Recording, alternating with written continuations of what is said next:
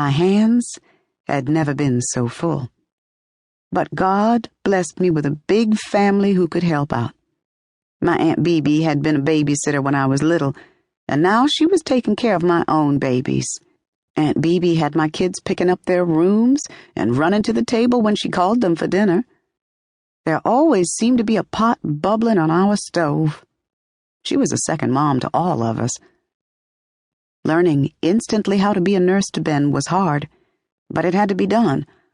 I had to make sure his catheter stayed clean, or else a potentially deadly infection could set in. Every day, I had to flush the catheter with both a medicine called heparin, which prevented Ben's blood from clotting, and a saline solution. I was amazed that Ben never played with his catheter, or even with the rubber tubes coming out of his chest. He just let me do what I had to do. This was such an unpredictable time. Just when it seemed like everything was under control, Ben would get another infection from his catheter, and we'd be off again to the hospital. No matter how much we tried, keeping that catheter clean was really hard. A mother can only take so much.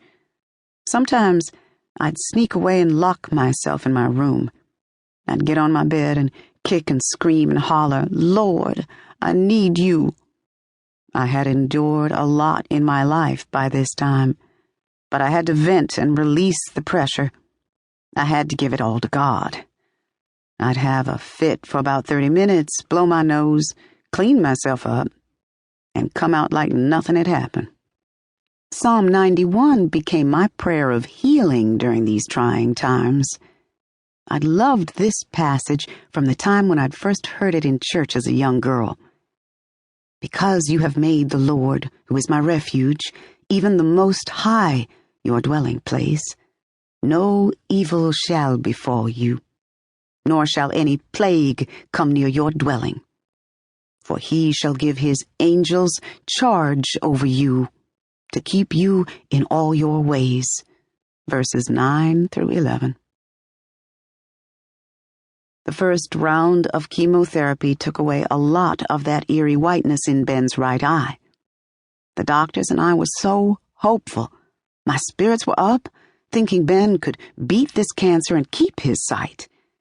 But after 2 months of chemo, I was devastated to find out that all the treatments and prayers hadn't been enough.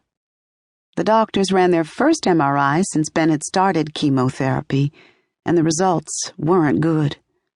The right eye was already so consumed with the tumor that the doctors decided it needed to be removed. We couldn't risk the cancer spreading to his optic nerve. Ben was so little that he didn't understand what was going on. I felt sick inside, struggling with the thought that my baby was losing a body part and not knowing what might come next. I felt so sorry for him and so frustrated that I couldn't make it go away. But I knew I had to make this decision. It was life or death for him. The surgery was faster than I expected, less than 2 hours.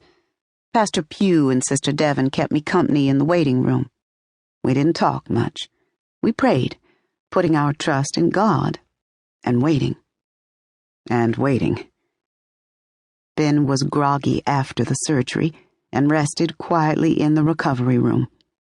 I put on my cheeriest face as I knelt next to him, telling him I loved him while studying the mounds of bandages that blanketed his little head. Underneath the bandages, Ben's right eye socket was deeply bruised and so puffy it closed shut. I knew this fight was just getting started. The doctor sent us home only an hour after Ben woke up, which kind of surprised me. I figured they'd want to observe someone who'd lost an eye for a while longer. It was time to be Dr. Mom again.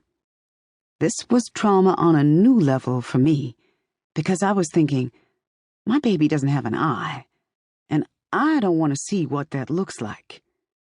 His eye wasn't just different, it was gone.